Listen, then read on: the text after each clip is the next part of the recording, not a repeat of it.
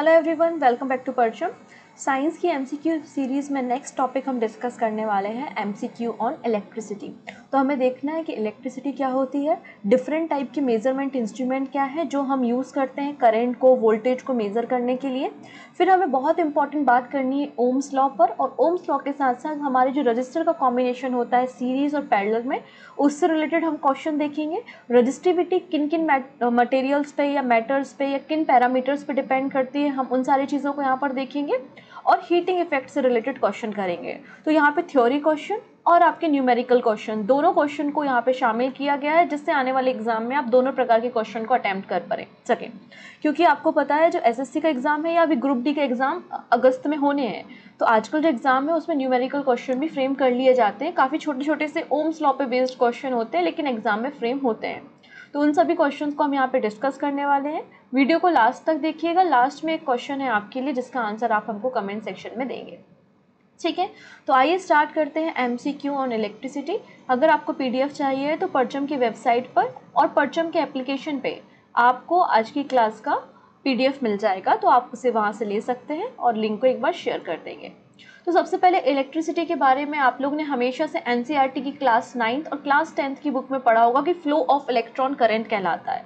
तो बिल्कुल सही बात है, करंट और इलेक्ट्रॉन दोनों के डायरेक्शन एकदम अपोजिट होते हैं। जिस डायरेक्शन में करंट फ्लो होती है उसके अपोजिट डायरेक्शन में इलेक्ट्रॉन फ्लो होते हैं। तो आप कह सकते हैं कि जिस डायरेक्शन में प्रोटॉन फ्लो होते हैं उसी डायरेक्शन में करंट भी फ्लो होती है। तो फ्लो ऑफ चार्जेस क्या कहलाता है? फ्लो ऑफ चार्जेस जो है वो आपका करंट कहलाता है। और करंट को फ्लो करने के लिए हमेशा एक क्लोज पाथ की ज़रूरत होती है। कभी भी अगर सर्किट ओपन होता है तो उसमें करंट की वैल्यू 0 हो जाती है। जैसे आपको स्क्रीन पे एक डायग्राम दिख रहा है, यहाँ पर आपको एक बैटरी दिख रही है, स्विच लगा हुआ है और एक बल्ब है जो ग्लो कर रहा है, जल रहा है। तो यहाँ पे पूरा का पूरा एक ऐसा सर्किट है, क्लोज सर्किट है, और क्लोज सर्किट में ही करंट फ्लो होती है। कभी भी ओपन सर्किट में करंट फ्लो नहीं होती। अगर सर्किट को आप कहीं से ओपन करते हैं तो करंट की वैल्यू 0 हो जाएगी। अब यहाँ पर जो बैटरी होती है, आपने हमेशा में बैटरी में टर्मिनल्स देखे होंगे, एक पॉजिटिव होता है और एक नेगेटिव होता है, राइट। तो करंट हमेशा प्लस से माइनस की तरफ, करंट का डायरेक्शन पॉजिटिव टर्मिनल से नेगेटिव टर्मिनल की तरफ होता है। यही डायरेक्शन प्रोटॉन का भी होता है, लेकिन इलेक्ट्रॉन का डायरेक्शन इसके अपोजिट होता है। इलेक्ट्रॉन माइनस से प्लस की तरफ चलते हैं, जबकि करंट प्लस से माइनस की तरफ चलती है। ये कुछ बेसिक बातें हैं जो आपको करंट के बारे में पता होना चाहिए, जिससे आने वाले क्वेश्चंस को आप आसानी से सॉल्व कर सकें। सो पहला क्वेश्चन है, what is the SI unit of electric charge? Electric charge की एसआई यूनिट क्या होती है? तो इलेक्ट्रिक चार्ज को हम कूलाम से डिनोट करते हैं, तो ऑप्शन बी बिल्कुल सही हो जाएगा। जबकि करंट की एसआई यूनिट क्या होती है? एम्पियर होती है। वोल्टेज की एसआई यूनिट वोल्ट होती है और रजिस्टर की यूनिट ओम होती है। तो ये चारों किसी न किसी चीज़ की यूनिट है। वोल्टेज की वोल्ट है, चार्जेस की कूलाम है, करंट की एम्पियर और रजिस्टर की ओम होती है, ठीक है। तो चार्ज के फ्लो होने को ही आपने करंट कहा है और चार्ज को हम कूलाम से डिनोट करेंगे। ऑप्शन भी बिल्कुल करेक्ट हो जाएगा। इसके अलावा आपको कुछ यहाँ पर इंस्ट्रूमेंट दिख रहे हैं जिनका यूज हम मेजरिंग पर्पस के लिए करते हैं। सबसे पहले कोई भी सर्किट है, मान लेते हैं ये कोई सर्किट है, इसमें बल्ब लगा हुआ है, बल्ब ग्लो हो रहा है, करंट फ्लो हो रही है। अब कितने अमाउंट की करंट इस सर्किट में फ्लो हो रही है? 1 एम्पियर, 2 एम्पियर, 3 एम्पियर। तो करंट की अमाउंट कितना फ्लो हो रही है सर्किट में, इस बात का पता लगाने के लिए आप अमीटर का यूज करते हैं। क्या यूज करते हैं? अमीटर का यूज करते हैं, और अमीटर को आप सीरीज में लगाएंगे और ये हमें बताएगा कितने अमाउंट की करंट फ्लो हो रही है। अगर किसी सर्किट से करंट फ्लो हो रही है तो ऑब्वियसली उसमें कुछ ना कुछ वोल्टेज भी होगा। तो हमारे पास एक और डिवाइस होता है जिसका नाम होता है वोल्ट मीटर, और वोल्ट मीटर हमें बताता है कि सर्किट में कितना वोल्टेज है, और वोल्ट मीटर को आप पैरेलल कनेक्ट करते हैं। क्वेश्चन कई बार एग्जाम में बनता है कि करंट को फाइंड आउट करने के लिए कौन सा डिवाइस होता है? अमीटर। अमीटर को कैसे लगाया जाता है? सीरीज में लगाया जाता है। वोल्टेज को फाइंड आउट करने के लिए क्या होता है? वोल्ट मीटर होता है, और वोल्ट मीटर को जो है पैरेलल कॉम्बिनेशन में लगाते हैं, ठीक है। ये तो आपको अमीटर जो है वो अमाउंट ऑफ करंट बताती है कि किसी भी सर्किट से कितनी अमाउंट की करंट फ्लो हो रही है, 1 एम्पियर है, 2 एम्पियर है। लेकिन अगर आपको करंट की डायरेक्शन पता करनी है कि किस डायरेक्शन में करंट फ्लो हो रही है, तो उसके लिए हम जो डिवाइस यूज करते हैं उसको हम गैल्वेनोमीटर कहते हैं। तो गैल्वेनोमीटर वो डिवाइस है जो हमें बताता है डायरेक्शन ऑफ करंट के बारे में। तो हमने 3 डिवाइस यहाँ पर देख लिए हैं, कौन कौन से? अमीटर, वोल्ट मीटर और गैल्वेनोमीटर। यहाँ पे लिखा है गैल्वेनोमीटर के बारे में।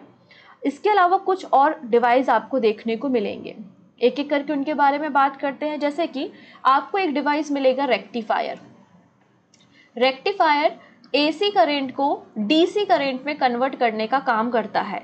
हमारे घरों में जो करंट आती है वो आपको 220 वोल्ट और 50 हर्ट्ज की एसी करंट मिलती है, लेकिन हमारे मोबाइल फ़ोन की जो बैटरी या कोई भी बैटरी ऑपरेटेड डिवाइसेस होते हैं वो डीसी से चार्ज होते हैं। तो हमें ज़रूरत है कि हम एसी करंट को डीसी करंट में कन्वर्ट करें, और उसके लिए जो हम डिवाइस यूज़ करते हैं उसको हम रेक्टिफायर कहते हैं। इसी का अपोजिट अगर डीसी करंट को एसी में कन्वर्ट करना हो तो हमारे पास एक और डिवाइस होता है जिसको हम इन्वर्टर कहते हैं। तो रेक्टिफायर और इन्वर्टर से क्वेश्चन एग्जाम में बनते हैं। इतनी चीज़ें क्लियर हो गई हैं। इसके बाद हमारे पास एक डिवाइस है जिसका नाम है डायनेमो। डायनेमो क्या करता है? मैकेनिकल एनर्जी को इलेक्ट्रिकल एनर्जी में कन्वर्ट करता है। यहाँ पर एक शब्द मैं आपके लिए लिख रही हूँ जिसका नाम है ट्रांसड्यूसर। तो ट्रांसड्यूसर वो डिवाइस होते हैं जो एक फॉर्म के एनर्जी को दूसरी फॉर्म एनर्जी में कन्वर्ट करते हैं। तो कोई भी डिवाइस जो किसी एक फॉर्म की एनर्जी को दूसरी फॉर्म एनर्जी में कन्वर्ट करता है वो ट्रांसड्यूसर कहलाता है। क्योंकि हमें law of conservation of energy पता है, ऊर्जा के संरक्षण का नियम, कि ऊर्जा को ना ही आप क्रिएट कर सकते हैं ना ही आप इसे डिस्ट्रॉय कर सकते हैं, केवल एनर्जी को एक फॉर्म से दूसरे फॉर्म में कन्वर्ट किया जा सकता है। तो एक फॉर्म एनर्जी को दूसरे फॉर्म में कन्वर्ट करने के लिए जो डिवाइस यूज होता है वो ट्रांसड्यूसर कहलाते हैं। नेक्स्ट डिवाइस है हमारे पास एंडोस्कोप। एंडोस्कोपी वर्ड आपने सुना होगा। बेसिकली इंटरनल पार्ट हमारी बॉडी की चेक करने के लिए ऑप्टिकल फाइबर डाला जाता है हमारे शरीर के अंदर, उसको ही हम एंडोस्कोपी कहते हैं। नेक्स्ट है फेथोमीटर। फेथोमीटर ओशियन जो होते हैं महासागर, उनकी डेप्थ का पता लगाने, उनकी गहराई का पता लगाने के लिए हम फेथोमीटर यूज करते हैं। नेक्स्ट है hydrophone. It measure sound under water. पानी के अंदर साउंड का मेजरमेंट करने के लिए हम हाइड्रोमीटर यूज करते हैं। हाइग्रोमीटर हमारे एनवायरनमेंट पे कितनी आर्द्रता है, आर्द्रता का मतलब क्या हो गया, ह्यूमिडिटी कितनी है। तो ह्यूमिडिटी को मेजर करने के लिए हम क्या यूज करते हैं, हाइग्रोमीटर यूज करते हैं। नेक्स्ट है बैरोमीटर। तो बैरोमीटर क्या बताता है, प्रेशर बताता है।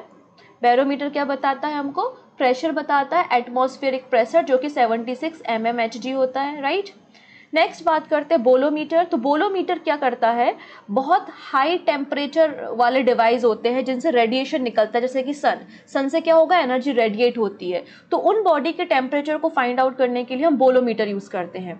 क्योंकि सन का टेम्परेचर आपको अगर मेजर करना है तो आप थर्मोमीटर यूज़ नहीं करोगे, उस केस में आप पायरोमीटर या फिर बोलोमीटर यूज़ करते हो। तो पायरोमीटर वो डिवाइस होता है जिसका यूज़ हम सन के टेम्परेचर को मेजर करने के लिए करेंगे, और ये बहुत इंपॉर्टेंट क्वेश्चन है, कई बार एग्जाम में बना है। नेक्स्ट बात करते हैं, substance through which electricity can not flow are called. उन सब्सटेंस को क्या कहा जाता है जिनसे करंट फ्लो नहीं होती। हमें पता है कि करंट के फ्लो होने के लिए फ्री इलेक्ट्रॉन का होना ज़रूरी है, क्योंकि इलेक्ट्रॉन के फ्लो होने को ही तो आपने करंट कहा है। जहाँ फ्री इलेक्ट्रॉन होंगे वहीं पे आपकी करंट फ्लो होगी।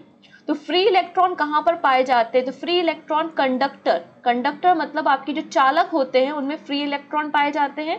तो कंडक्टर वो होते हैं जिनमें फ्री इलेक्ट्रॉन पाए जाते हैं और आसानी से करंट फ्लो हो जाती है। लेकिन हमारे पास एक और डिवाइस होते हैं, एक और सब्सटेंस है हमारे पास, इंसुलेटर। इंसुलेटर क्या होता है, जिनमें फ्री इलेक्ट्रॉन एब्सेंट होते हैं, और फ्री इलेक्ट्रॉन ना होने के कारण इनमें से करंट का फ्लो नहीं होता है। ठीक है, तो वो क्या कहलाते हैं, इंसुलेटर। तो पूछा गया है कि वो सब्सटेंस कौन से जिनसे इलेक्ट्रिसिटी फ्लो नहीं होती, तो आंसर हो जाएगा इंसुलेटर।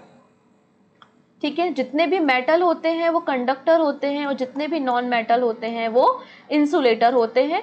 पर एक एक्सेप्शन आपको याद रखना है, ग्रेफाइट। ग्रेफाइट एक नॉन मेटल होता है लेकिन फिर भी गुड कंडक्टर होता है इलेक्ट्रिसिटी का। नेक्स्ट है, what should be present in a substance to make it a conductor of electricity. तो कौन सा सब्सटेंस प्रेजेंट होना चाहिए किसी भी पदार्थ को कंडक्टर बनाने के लिए। तो हमें पता है फ्री इलेक्ट्रॉन प्रेजेंट होंगे तो वो कंडक्टर हो जाएगा। तो ऑप्शन सी बिल्कुल करेक्ट हो जाएगा कि फ्री इलेक्ट्रॉन जो है वो किसी भी मटेरियल को कंडक्टर बना देता है। नेक्स्ट बात करते हैं, what is the work done is moving a unit positive charge from infinity to that point in electrical field is called. कोई एक चार्ज है जिसको इन्फिनिटी से हम इलेक्ट्रिक फील्ड तक लेकर आए हैं, तो उस वर्क डन को हम क्या कहते हैं, उसे हम पोटेंशियल डिफरेंस के नाम से जानते हैं। उसे हम क्या कहते हैं, इलेक्ट्रिकल पोटेंशियल कहते हैं, जिसको हम हिंदी में विद्युत विभव के नाम से जानते हैं। मतलब किसी चार्ज को अनंत से उसकी इलेक्ट्रिक फील्ड तक लाने में किया गया काम क्या कहलाता है? इलेक्ट्रिक पोटेंशियल कहलाता है। और दो जगहों के बीच के जो वोल्टेज का डिफरेंस होता है वो आपका पोटेंशियल डिफरेंस कहलाता है, जिसको हम हिंदी में विभवांतर के नाम से जानते हैं। क्लियर? तो विभवांतर मतलब वोल्टेज डिफरेंस, विभव का अंतर, दो पॉइंट्स के बीच में वोल्टेज का डिफरेंस पोटेंशियल डिफरेंस कहलाता है। लेकिन किसी चार्ज को इन्फिनिटी से इलेक्ट्रिक फील्ड के अंदर लाने के लिए जो वर्क डन किया जाता है वो इलेक्ट्रिक पोटेंशियल मतलब विद्युत विभव कहलाता है।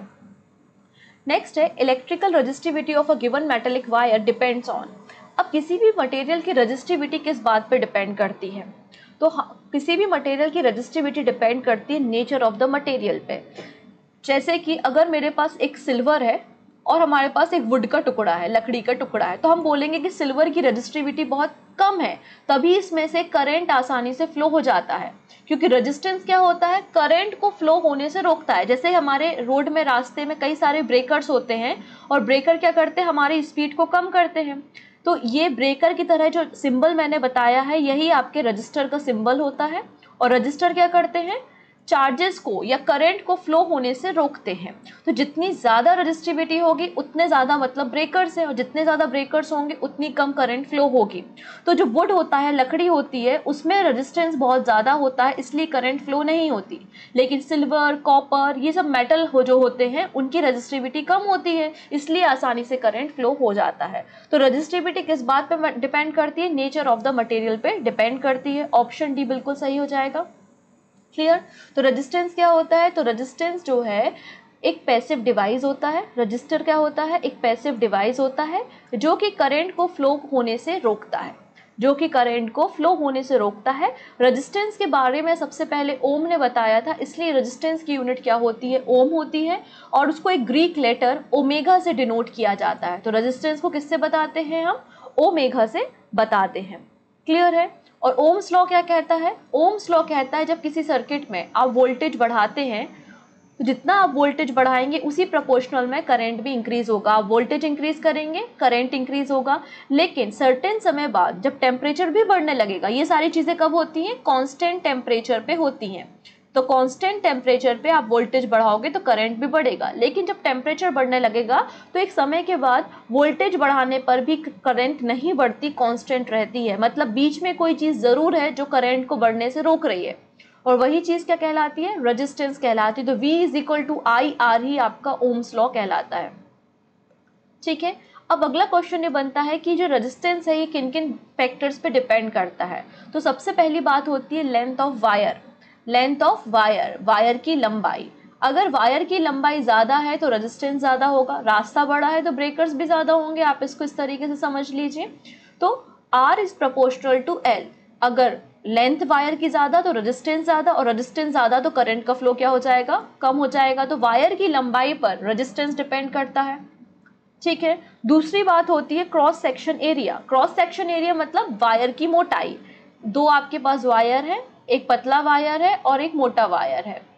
तो यहाँ पे जो क्रॉस सेक्शन एरिया है मतलब तार की जो मोटाई है, इस पे रेजिस्टेंस डिपेंड करता है। जितना मोटा रेजिस्टेंस होगा, जितना मोटा वायर होगा उतनी ही आसानी से इलेक्ट्रॉन का फ्लो होगा, और जितनी आसानी से इलेक्ट्रॉन का फ्लो होगा मतलब करंट फ्लो हो रही है, और करंट का फ्लो होना मतलब रेजिस्टेंस का कम होना। तो एरिया जो होता है वो अपोजिट होता है रेजिस्टेंस के। अगर एरिया ज़्यादा तो रेजिस्टेंस कम, और एरिया कम तो रेजिस्टेंस ज़्यादा। तो आप यहाँ से एक फॉर्मूला निकाल सकते हो कि R is proportional to L/A। मतलब जो रेजिस्टेंस होता है वो वायर की लंबाई पे, और क्रॉस सेक्शन एरिया मतलब वायर की मोटाई पे डिपेंड करता है। जब आप इस प्रोपोर्शनल के साइन को हटाओगे तो यहाँ पर एक वर्ड आता है जिसका नाम होता है रो। तो रो L/A, ये फॉर्मूला हो जाता है रेजिस्टेंस का। और जहाँ पे रो क्या होती है? रजिस्टिविटी होती है। रो क्या होती है? रजिस्टिविटी होती है, जो कि मटेरियल के नेचर पे डिपेंड करती है, और इसकी यूनिट क्या होती है? ओम मीटर।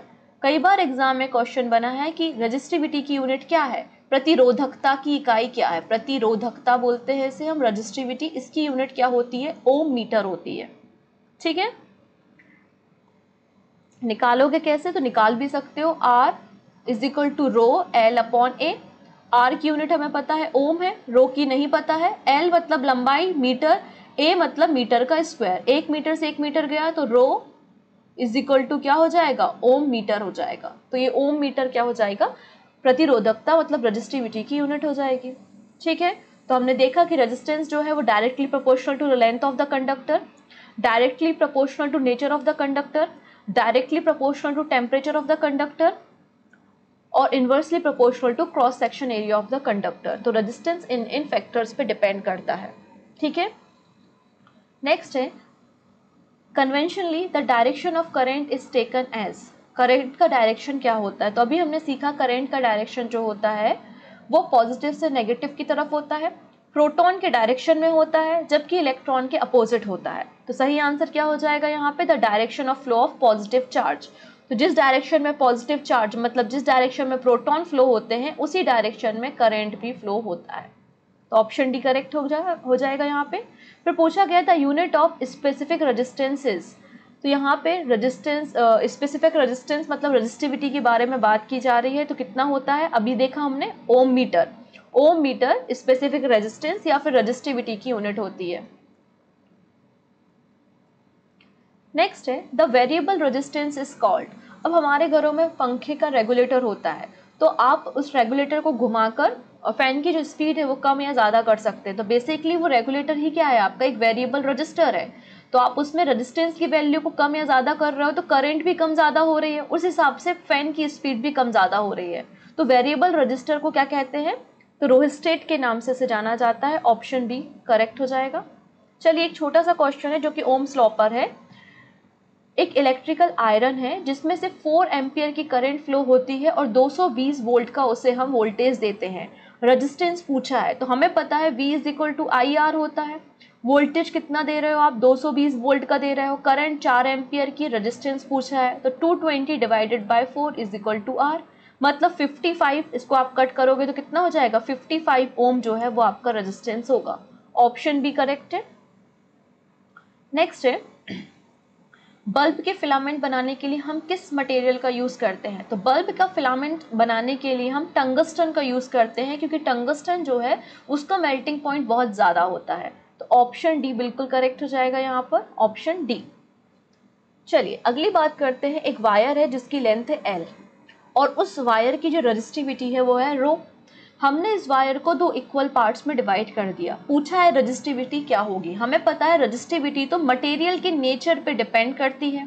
मान लेते हैं ये वायर कॉपर का था, अब इस कॉपर के एक वायर के आप 2 टुकड़े कर दीजिए या 4 टुकड़े कर दीजिए, कॉपर का नेचर तो चेंज होगा नहीं, मतलब रेजिस्टिविटी भी चेंज होगी नहीं। तो यहाँ पे इस वायर की रेजिस्टिविटी रो थी। इस वायर को 2 इक्वल पार्ट में कट कर देने पर भी इसकी रेजिस्टिविटी क्या रहेगी, रो ही रहेगी। तो ऑप्शन ए बिल्कुल सही हो जाएगा। नेक्स्ट है 2 डिवाइस है जो किन्हीं 2 पॉइंट्स के बीच में पैरेलल में कनेक्टेड है। एक डिवाइस ए है, दूसरा डिवाइस बी है और यहाँ पर ये दोनों डिवाइस पैरेलल में कनेक्टेड है। कौन सी क्वांटिटी है जो दोनों डिवाइसेस के बीच में सेम रहेगी। मान लेते हैं एक बैटरी मैंने कनेक्ट कर दी और करंट का फ्लो होता है। अब करंट यहाँ से जा रहा था, करंट इस पॉइंट पे पहुंचेगा और करंट 2 पार्ट्स में डिवाइड हो जाएगा, एक बल्ब ए के लिए और एक बल्ब बी के लिए। तो करंट तो अलग अलग हो जाती है, कौन सी चीज़ें सेम रहेगी, तो आंसर हो जाएगा वोल्टेज। तो जब भी किन्हीं 2 डिवाइस को आप पैरेलल में लगाओगे, याद रखेंगे कोई भी डिवाइस अगर पैरेलल में लगा है तो वोल्टेज सेम रहेगा और कोई भी डिवाइस अगर सीरीज में लगी है तो आपकी करंट सेम रहेगी। क्लियर है। तो यहाँ पे सही आंसर क्या हो जाएगा, वोल्टेज। ऑप्शन बी सही हो जाएगा। तो हमारे घरों में अगर हम बात करते हैं तो हम अपने घरों में जो डिवाइसेस हैं, कुछ डिवाइसेस आप सीरीज़ में लगाते हो और कुछ डिवाइसेस को पैरेलल कॉम्बिनेशन में लगाते हो। जनरली हमारे घरों के जो इक्विपमेंट्स लगे होते हैं वो पैरेलल कॉम्बिनेशन में लगे होते हैं, लेकिन घर का जो फ्यूज़ वायर होता है, फ्यूज़ वायर को आप सीरीज़ कॉम्बिनेशन में लगाते हैं। तो कभी पूछ लिया जाए घरों में कैसा कनेक्शन है, तो घरों में पैरेलल कनेक्शन होता है, जबकि फ्यूज़ वायर को आप सीरीज़ कॉम्बिनेशन में लगाते हो। क्या रीज़न है घरों में पैरेलल कनेक्शन लगाने का, तो उसका रीज़न आप इस डायग्राम से समझ सकते हो। देखिएगा सीरीज जो सर्किट होता है उसमें पूरे सर्किट में सेम अमाउंट की करंट फ्लो हो रही है, पर हमारे घरों में अलग अलग वोल्टेज के ऑपरेटेड होने वाले डिवाइस होते हैं। सभी डिवाइसेस को सेम अमाउंट की करंट नहीं चाहिए होती है, पहली बात तो ये।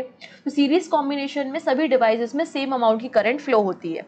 दूसरा बात ये, अगर एक बल्ब खराब हो जाएगा तो ये पूरा पाथ कैसा हो जाएगा, ओपन सर्किट। और ओपन सर्किट में तो करंट फ्लो नहीं होगी, मतलब एक बल्ब के फ्यूज हो जाने से घर के सारे अप्लायंसेस काम करना बंद कर देंगे। तो ये ड्रॉबैक होता है सीरीज कॉम्बिनेशन में। जबकि आप पैरेलल कॉम्बिनेशन में अगर देखेंगे तो पैरेलल कॉम्बिनेशन में क्या होता है, करंट जो है वो डिस्ट्रीब्यूट होती है। करंट का क्या होता है, डिस्ट्रीब्यूशन होता है। जिस डिवाइस को जितना करंट चाहिए है उसको उतना करंट दिया जाता है। अगर कोई डिवाइस खराब हो भी जाती है तो भी ये आपका ओपन सर्किट नहीं होगा, बाकी सारे डिवाइसेस काम करते रहेंगे। तो पैरेलल कॉम्बिनेशन का फायदा ये होता है कि एक डिवाइस खराब हो जाने पर भी घर के सारे डिवाइस काम करना बंद नहीं करते। पहली चीज तो ये। अब देखिएगा सीरीज कॉम्बिनेशन में क्या होता है, सीरीज कॉम्बिनेशन में जो रेजिस्टेंस होते हैं वो ऐड हो जाते हैं। रेजिस्टेंस क्या होते हैं सीरीज कॉम्बिनेशन में, ऐड होते हैं। मान लेते हैं पहले बल्ब का रेजिस्टेंस 1 ओम था और दूसरे बल्ब का रेजिस्टेंस भी 1 ओम था, तो 1 + 1 = क्या हो गया, 2 ओम। तो देखिएगा अगर आपने सीरीज कनेक्शन किया है तो रेजिस्टेंस जुड़ गए हैं, रेजिस्टेंस की वैल्यू ज़्यादा हो गई है। जितना ज़्यादा रेजिस्टेंस उतनी कम करेंट, जितना ज़्यादा रेजिस्टेंस उतनी कम करेंट। क्लियर है। लेकिन पैरेलल कॉम्बिनेशन में रेजिस्टेंस ऐड तो होते हैं, लेकिन कैसे, इन्वर्स होकर। तो इन्वर्सली रेजिस्टेंस ऐड होते हैं। मतलब अगर ये 2 है और ये भी 2 है तो 1/2 + 1/2 = 1 ओम रेजिस्टेंस होगा। तो पैरेलल कॉम्बिनेशन में रेजिस्टेंस की वैल्यू कम होती है और रेजिस्टेंस कम होगा तो करंट की वैल्यू ज़्यादा होगी। इसलिए हम अपने घरों में पैरेलल कॉम्बिनेशन यूज़ करते हैं, जबकि फ्यूज वायर जो होता है वो आपका सीरीज कॉम्बिनेशन में होगा। ठीक है, कि सीरीज और पैरेलल कॉम्बिनेशन के बारे में बातें की गई हैं। तो एक क्वेश्चन है, यहाँ पर एक डायग्राम दिख रहा है और यहाँ पर एक 10 ओम का रेजिस्टेंस है। पूछा जा रहा है कि 10 ओम के रेजिस्टेंस के अक्रॉस कितनी करंट फ्लो होगी। सिंपल सा है। तो V = क्या होता है, IR होता है। हमें पता है कि पैरेलल कॉम्बिनेशन में वोल्टेज तो सेम रहेगा, जितना वोल्टेज इसके पास है 6 वोल्ट का उतना ही इसके पास भी 6 वोल्ट का वोल्टेज होगा और इसके पास भी 6 वोल्ट का वोल्टेज होगा, क्योंकि पैरेलल कॉम्बिनेशन में वोल्टेज सेम होता है। तो 6 वोल्ट का वोल्टेज है। करंट हमें फाइंड आउट करनी है कितने ओम के अक्रॉस, 10 ओम के अक्रॉस। तो 6/10 = I, मतलब 0.6 एम्पियर जो है वो करंट की वैल्यू हो जाएगी। क्लियर है। तो ऑप्शन बी करेक्ट है। इसी प्रकार आप 20 ओम के अक्रॉस भी निकाल सकते हो। कुछ नहीं करना है, V = IR। V कितना है, 6, I हमको पता नहीं, R हो गया 20, तो 6/20 = I हो जाएगा। आप 5 ओम के अक्रॉस भी निकाल सकते हो। सही आंसर क्या हो जाएगा, option B. An ammeter is a electrical instrument use to measure. Ammeter एक इलेक्ट्रिकल इंस्ट्रूमेंट है जो किस लिए यूज किया जाता है, तो हमने देखा था करंट को मेजर करने के लिए हम अमीटर यूज करते हैं। अब इलेक्ट्रिकल पावर का फॉर्मूला पूछा है। हमारे घर में हमारे पास अलग अलग डिवाइस होते हैं जो अलग अलग वोल्टेज और करंट पे ऑपरेट होते हैं। जब भी आप किसी डिवाइस को परचेस करने जाते हो या कभी आप छोटे में गए होगे कि 100 वाट का एक बल्ब दे दो, तो आप जब भी किसी इक्विपमेंट को खरीदते हो तो उसमें चेक करते हो कि वो कितने वॉट पर, मतलब कितनी पावर पर ऑपरेट होता है। तो पावर की यूनिट तो क्या हो गई, वॉट। और पावर का क्या मतलब है कि कोई भी डिवाइस जो है वो कितने वोल्टेज और कितने करंट पर ऑपरेट होता है। तो यहाँ पे पावर कितनी होती है, V × I होती है। तो कोई मैच हो रहा है, हाँ हो रहा है, ऑप्शन नंबर बी। ठीक है। नेक्स्ट है, यहाँ पे बोला है कि 2 लैंप है, एक लैंप है 40 वॉट का और दूसरा लैंप है 60 वॉट का। दोनों को ही पैरेलल में कनेक्ट किया हुआ है। टोटल पावर का कॉम्बिनेशन क्या होगा, टोटल पावर का वही कॉम्बिनेशन होगा जैसा कि रजिस्टर में होता है, मतलब 1/40 + 1/60। आप इसको सॉल्व कर लेंगे तो कितना हो गया, 60 + 40, यहाँ पे 100 और यहाँ पे हो गया 240, मतलब 100/240, राइट। तो इसको हम अपोजिट करके लिख सकते हैं। तो कितना आ जाएगा, सॉरी 2400, यहाँ पे कितना आ जाएगा, ये 24 वॉट आंसर आ जाएगा। 24 what is the right answer. एक बार फिर से बताते हैं कैसे सॉल्व करना है। पैरेलल कॉम्बिनेशन है तो 1/R1 + 1/R2 = 1/R, राइट। तो 1/40 + 1/60 = 1/R। एलसीएम ले लिया, 60 + 40 और अपॉन नीचे कितना हो गया, 2400। 100/2400 इसको लिख सकते हैं। एक जीरो से एक जीरो गया, दूसरे जीरो से दूसरे जीरो गया, तो 1/24 = 1/R। R = कितना हो जाएगा, 24 हो जाएगा। लेकिन यहाँ पे पावर की बात हो रही थी तो हम वॉट में आंसर करेंगे। नेक्स्ट है which one among the following is the correct order of power consumption of the light of equal intensity. तो पावर कंजप्शन के हिसाब से इनको जमाना है। तो आजकल जो एलईडी बल्ब होते हैं उनको लगाने के लिए बोला जाता है, क्योंकि एलईडी बल्ब जो होती है वो कम पावर को कंज्यूम करते हैं। तो सबसे कम किसका होगा? एलईडी। एलईडी के बाद सीएफएल है, फिर फ्लोरेसेंट ट्यूब है, मतलब ऑप्शन बी करेक्ट हो जाएगा। नेक्स्ट है the resistance of a wire is 10 ओम। कोई वायर है जिसका रेजिस्टेंस कितना है? 10 ओम का है। इस वायर को 10 गुना इंक्रीज कर दिया, इस वायर की लेंथ को 10 टाइम्स बढ़ा दिया, तो रेजिस्टेंस क्या होगा? तो एक छोटा सा फॉर्मूला होता है, जब भी ऐसे क्वेश्चन आ जाए, जितना भी स्ट्रेच करा है उसका स्क्वायर कर दो, एन स्क्वायर मतलब 10 का स्क्वायर मतलब 1000 ओम आंसर हो जाएगा। तो ऑप्शन डी सही हो जाएगा। If a wire is stretch uniformly to n times its original length, its resistance change by a factor of n square. n square से आप यहाँ आंसर निकाल लोगे। चलिएगा अगली बात करते हैं कि एक इलेक्ट्रिक लैंप है जो कि 100 वॉट की पावर से जलता है। इसको 10 घंटे तक जलाया जाता है। ये कितनी यूनिट को कंज्यूम करेगा? तो यूनिट मतलब होता है किलोवाट घंटा। एक घंटे में कितनी किलोवाट पावर को कंज्यूम कर रहा है? आंसर किस में आएगा? देखिए यहाँ पे 100 वॉट में है, इसको किलोवाट में कन्वर्ट करने के लिए आपको 1000 से डिवाइड करना होगा। तो 100 वॉट का बल्ब है, 10 घंटे जलता है, डिवाइड कर दिया आपने 1000 से, 0 से 0 कटा, 0 से 0 और ये 0, कितना बचा? 1 यूनिट आंसर हो जाएगा। ऑप्शन ए बिल्कुल सही हो जाएगा, क्योंकि 1 यूनिट क्या होता है? किलोवाट घंटे में निकालते हैं। क्वेश्चन में वॉट है, इसे किलोवाट में कन्वर्ट करना पड़ेगा। 1 kilowatt is equal to 1000 watt होता है। तो ऑप्शन ए करेक्ट हो जाएगा यहाँ पर। नेक्स्ट है फ्यूज वायर बनाने के लिए हम टिन और लेड का अलॉय का यूज करते हैं, है ना। इसमें पूछा है कि टिन और लेड के अलॉय का यूज हम क्यों करते हैं इलेक्ट्रिक फ्यूज बनाने के लिए।